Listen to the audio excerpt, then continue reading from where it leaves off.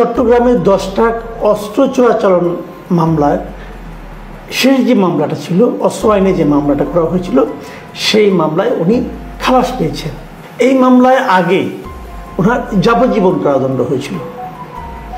তো এ নিয়ে ওনার বিরুদ্ধে যে দুটো মামলা ছিল অস্ত্র আইনের, দুটো মামলাতে উনি একদম খালাস পেয়ে গেলেন।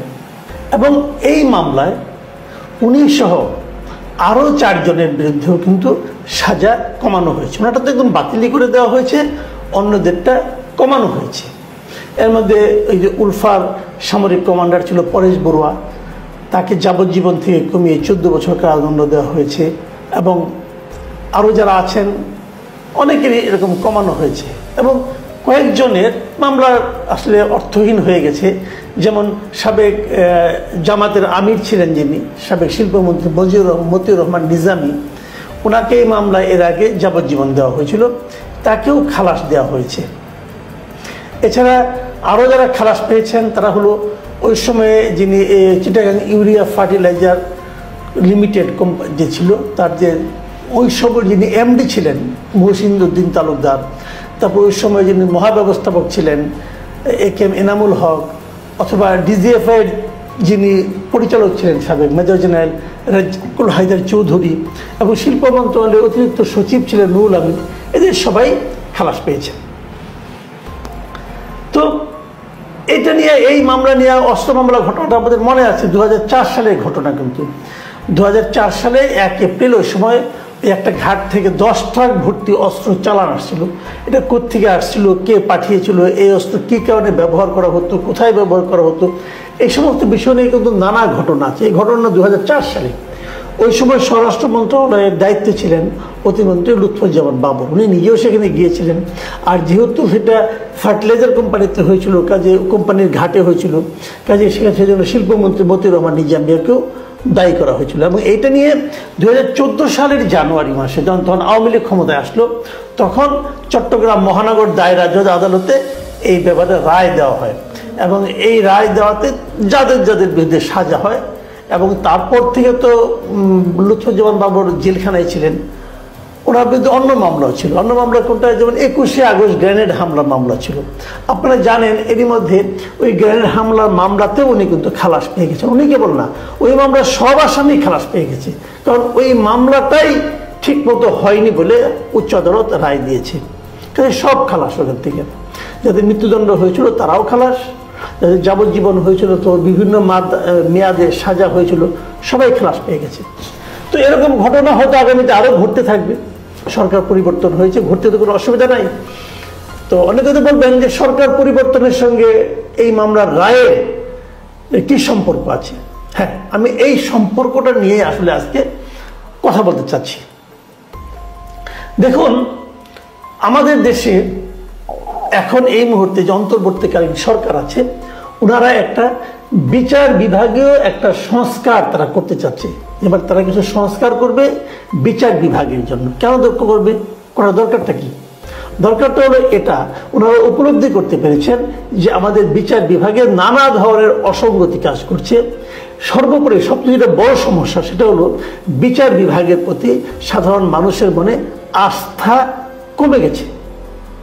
তাহলে আস্থা বাড়ানোর লক্ষ্যে তারা কিছুটা সংস্কার করবেন, অথবা বিচার বিভাগে যারা বিচারক আছেন অথবা বিচারকারী যারা নিয়োজিত থাকবেন, অথবা পুরো বিভাগটাই যেভাবে চলছে, সেক্ষেত্রে ইতিবাচক কোনো পরিবর্তন আনা যায় কিনা সেটা নিয়েও তারা গবেষণা করবেন এবং সুপারিশ দেবেন। তারপর সেটা নিয়ে আলোচনাও হবে, তারপরে কিছু একটা সংস্কার হইতে হবে। যেহেতু এটা সংস্কারের মুখে আমরা দাঁড়িয়ে আছি, তখন কিন্তু আমরা আসলে নীতিগতভাবে মেনে নিয়েছি যে আমাদের চলমান বিচার বিভাগে অনেক সমস্যা আছে। এখন সংস্কারটা কি হবে, অথবা সমস্যাগুলি কি, সেই সমস্যাগুলি আপনারা কীভাবে আইডেন্টিফাই করছেন, মানে যারা বিচার বিভাগের সঙ্গে জড়িত আছেন, যারা আইন নিয়ে কাজ করেন, তারা কিভাবে উপলব্ধি করছেন, অথবা আমাদের মতো সাধারণ মানুষ কিভাবে উপলব্ধি করছে, সেই বিষয়টা নিয়ে আমি একটু কথা বলতে চাই। আমি তো এক্সপার্টদের কথা বলতে পারবো না, আমাদের মতো আম জনতা যারা আছে আমরা কি ভাবছি সেটা নিয়ে আমি একটু কথা বলতে চাই। দেখুন, যে জিনিসটা আমি বলবো এখানে, আমি যদি এই দুটো মামলার উদাহরণটাই এখানে টানি, 21শে আগস্ট গ্রেনেড হামলা মামলা এবং 10টা অস্ত্র মামলা, এই দুটো মামলার যে ঘটনা, এই ঘটনা তখন যেটা ঘটেছিল, অস্ত্র তো আমদানি হয়েছে, 10 ট্রাক অস্ত্র তো আমরা দেখেছি, ছবিতে পত্রপত্রিকা দেখেছি, এবং সে সমস্ত খুবই ভয়ঙ্কর ভয়ঙ্কর অস্ত্র আমরা ছবিও দেখেছি। লুৎফুজ্জামান বাবর সাহেব অস্ত্র হাতিয়ে হাতিয়ে দেখছেন, সেটাও আমরা দেখেছি। আবার গ্রেনেড হামলা যেটা আছে, গ্রেনেড তো আমরা ফুটতে দেখেছি। এটা নিয়ে এখন নানা জনে নানা ধরনের কাহিনী বলতেছে, কেন সেই শেখ হাসিনা মিটিংয়ের স্থান পরিবর্তন করলেন, উনি কি ভ্যানিটি ব্যাগে করে গ্রেনেড নিয়ে গিয়েছিলেন কি যাননি, নানা ধরনের কাহিনী কিন্তু এখন রচিত হচ্ছে, বলা হচ্ছে। কিন্তু যত কাহিনী আপনি বলেন, গ্রেনেড তো ফুটেছিল, লোকগুলি তো মারা গিয়েছিল। এখন হয়তো একজন লোক ক্ষমতায় আছেন, উনি হয়তো এখন বলছেন আওয়ামী লীগেরই কাজ হচ্ছে বলা বলি, অনেক এটা নিয়ে ফেসবুকে অথবা ইউটিউবে সোশ্যাল মিডিয়া নানা ধরনের আইটেমও করা হচ্ছে, মনের মাধুরী মিশে অনেক অনেক কথা বলছেন। বলেন, আমার কোনো সমস্যা নেই। এটা আপনাদের রুচি, আপনাদের জ্ঞান, আপনাদের উদ্দেশ্য, লক্ষ্য সবকিছু এর সঙ্গে জড়িত আছে। এটা নিয়ে আমার কোনো বক্তব্য নাই, ইতিহাসে এক সময় এটা নিশ্চয়ই প্রমাণিত হবে। কিন্তু আমার বক্তব্যটা হলো, ঘটনা তো ঘটেছিল, তাহলে যাদেরকে আসামি করা হয়েছিল তাদেরকে আপনারা মুক্তি দিয়ে দিলেন। যাদেরকে তাহলে এখন তাহলে ঘটনাটা কে ঘটালো? যদি আপনাদের ফর্মুলাই ঠিক হয় যে না, শেখ হাসিনা ভ্যানিটি ব্যাগে করে গ্রেনেড নিয়ে গেছিল, যদি এটা হয় তাহলে শেখ হাসিনা কিন্তু বিচারের আওতায় আনা উচিত। এতদিন ধরে মানুষকে বোকা বানিয়ে রেখেছে, এই জন্য তাকে বিচারের আওতায় আনা উচিত না। অথবা যিনি এগুলি বলছেন যে কিভাবে কিভাবে কি ঘটেছিল না ঘটেছিল, অনেক কাহিনী দেখলাম তো একটার মাঝখানে, তো তাকে জিজ্ঞাসা করেন, ভাই তুমি এত সব কাহিনী কোথায় পেলে? তুমি এসে বলো, বিদেশে না থেকে দেশে এসে বলো যে কোথায় কি হয়েছে। সেই অনুযায়ী বিচারটা অগ্রসর হোক, তদন্তটা অগ্রসর হোক, এবং প্রকৃত দোষী ব্যক্তিকে ধরে এনে তাকে শাস্তির আওতায় আনা হোক। কিন্তু একটা ঘটনা তো ঘটেছে, সেই ঘটনাটা তো আননোটিস যেতে যাওয়া যায় না, ওটা একটা বিচার হওয়া উচিত। যদি প্রতারণামূলক বিস্ফোরণ হয় তারও বিচার হওয়া উচিত, আর যদি প্রকৃতই বিস্ফোরণ হয়ে থাকে, কে ফুটিয়েছে তারও বিচার হওয়া উচিত। এটা কেন বিচার হওয়া উচিত সেটা আমি বলছি। সেটা বিচার হওয়া উচিত এই কারণে যে দেশে তো একটা আইনের শাসন যে আছে, এটা তো আপনাকে প্রমাণ করতে হবে, হবে না? প্রমাণ তো করতে হবে। 10 ট্রাক অস্ত্র তাহলে কে আনলো, কিভাবে আনলো, তার জন্য কি শাস্তি হবে, সেগুলো আমাদের জনগণকে জানাতে হবে। এটা গেলো একটা পার্ট। আমি এখন দ্বিতীয় পার্টটা বলছি, এবং যেটা নিয়ে সবচেয়ে ভয়ঙ্কর পার্ট, সে আলোচনাটা আমি একটু করতে চাই। সে আলোচনা হলো, ধরা যাক লুৎফর রহমান বাবরের কথাই বলছি। গত 10টা বছর ধরে, 10 বছরের বেশি সময়, তার আগে সে অ্যারেস্ট হয়েছে। এই যে দীর্ঘ সময় ধরে উনি জেলে আছেন, এখন প্রমাণ হলো যে ওনার কোনো অপরাধ নাই, উনি খালাস হয়েছেন। তাহলে এই যে দীর্ঘ সময় উনি জেলে থাকলেন, এই সময়টাকে ওনাকে কেউ ফেরত দিতে পারবে? ওনার জীবন থেকে কি এই সময়টা বের হয়ে গেল না? ওনার ধরেন কোনো ঘনিষ্ঠ আত্মীয়, সে হয়তো এই সময়ের মধ্যে মারা গেছে, উনি কি জেনে মারা গেলেন? উনি জেনে মারা গেলেন যে লুৎফুজ্জামান বাবর একজন ক্রিমিনাল, সে হত্যার সঙ্গে জড়িত, সে অস্ত্র চোরাচালানের সঙ্গে জড়িত, সে বিস্ফোরক দ্রব্য দিয়ে বিচ্ছিন্নতাবাদী একটা গ্রুপকে উস্কে দেওয়ার জন্য জড়িত, অনেক অপরাধ তার কিন্তু। তখন লুৎফুজ্জামান বাবর একটা খুবই খারাপ লোক, এটা জেনে ওনার ওই আত্মীয়টা মারা গেল। ওই আত্মীয় তো লুৎফুজ্জামান বাবরের জন্য খুব গুরুত্বপূর্ণ ব্যক্তি হতে পারতেন। সেই ওনার একজন গুরুত্বপূর্ণ কাছের লোক জানতে পারলেন না যে লুৎফুজ্জামান বাবর এই অপরাধে আসলে অপরাধী না। আমি যদি সর্বশেষ রায়টাকে সত্য ধরি, আমি তো ধরতেই হবে, কারণ আমি এসে বাস করি, আইন মানি, এই যে আইনকে আমি কিভাবে অস্বীকার করব? সত্য হবে।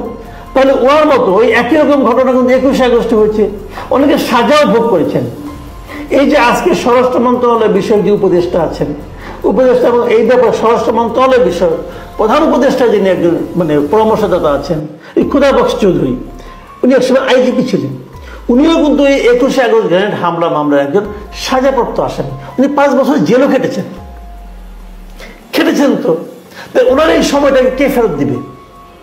ওনার যে পেইনটা, ওই সময় ওনার সন্তান যারা আছেন, ওনারা যারা আত্মীয় স্বজন আছেন, ওনারা কিন্তু সারা সমাজের কাছে পরিচিত হতেন একজন অপরাধীর আত্মীয় হিসাবে। তো এই যে ওদের সামাজিকভাবে ওনাদের যে হেয় প্রতিপন্ন হতে হয়েছে, সামাজিকভাবে ওনারা যে নানা ধরনের বেদনার মুখে পড়েছেন, বিব্রতকর পরিস্থিতির মুখে পড়েছেন, সেই বিষয়টা ওনাদেরকে কে ফেরত দেবে? এটা কার জন্য হলো? এটা কি বিচার বিভাগের জন্য হলো, নাকি এটা সরকারের জন্য হলো? তো সরকার কি বিচার বিভাগকে বাধ্য করেছিল? তাহলে বিচার বিভাগ রায় দিল কেন? যদি বিচার বিভাগকে বাধ্য করে থাকে, তাহলে আমার প্রশ্ন যে বিচার বিভাগ সরকারকে, মানে নির্বাহী বিভাগের এই ধরনের অন্যায় অনৈতিক আদেশকে উপেক্ষা করার মতো কোনো টুলস অথবা কোনো ক্ষমতা অথবা কোনো সাংবিধানিক কোনো ক্ষমতা অথবা সাংবিধানিক কোনো ধরনের তাকে রক্ষা করার মতো রক্ষা কবচ বিচার বিভাগের নাই কেন? নাকি আছে, ওনারা প্রয়োগ করেন নাই? তাহলে আগের বিচারটা যদি ভুল থাকে, তো তার ভুল বিচারের জন্য, একজন ব্যক্তির একটা ভুল রায়ের জন্য এত এত মানুষের যে কষ্ট, এত এত মানুষের যে পারিবারিক সামাজিকভাবে হেয় প্রতিপন্ন হওয়ার যে ঘটনা, এই দায়িত্বটা ওই একজন লোকের ভুলের জন্য যদি হয়ে থাকে, সেই ভুলের কি কোনো বিচার হবে না?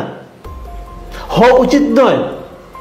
হয়তো এমনও হতে পারে, হয়তো উনি সরকারের চাপে পড়ে এই বিচারটা দিয়েছে, তো সরকারের চাপকে উনি উপেক্ষা করতে পারলেন না কেন? কেন পারলেন না? তখন বিচার করতে যান কেন? অন্য ব্যবসা করতেন।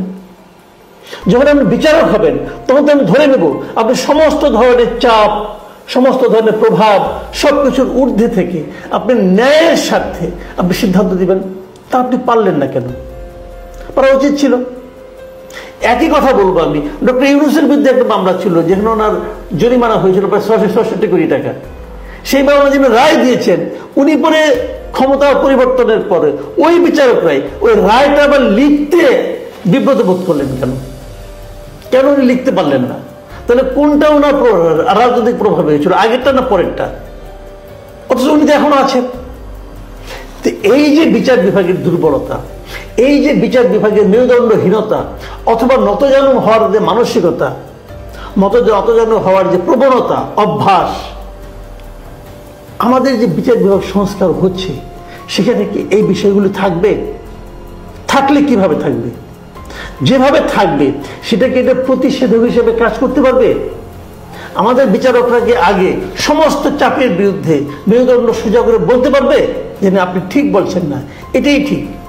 অথবা একজন লোক যদি ভুল করে, তার ভুলে যদি এতগুলি পরিবার, এতগুলি মানুষ দীর্ঘদিন, বছরের পর বছর যদি মানবেতর জীবন যাপন করে, কষ্টকর জীবন যাপন করে, তাহলে তার প্রতিকারী বা কি হবে? যার ভুলে রায়টা হলো, তার কি কোনো বিচার হবে না? সে তো দেখছি, সে তো রক্ত মাংসের মানুষ, সে তো প্রলোভনে পড়ে, সে তো ভয় পায়। তো সেই যে লোক ভয় পায়, যে লোককে প্রলোভনে পড়ে যে লোক আত্মসমর্পণ করে, তার বিচার হবে না কেন? তার গায়ে বিচারক শব্দটা লেখা আছে এই জন্যই কি? এই বিষয়গুলোর আমার মনে হয় একটা সুরাহা হওয়া উচিত। এবং যে বিচার বিভাগীয় সংস্কার যেটা হচ্ছে, সেই সংস্কার যারা করবেন, তারা এই বিষয়গুলি বিবেচনা রাখবেন, এটাই আমাদের প্রত্যাশা।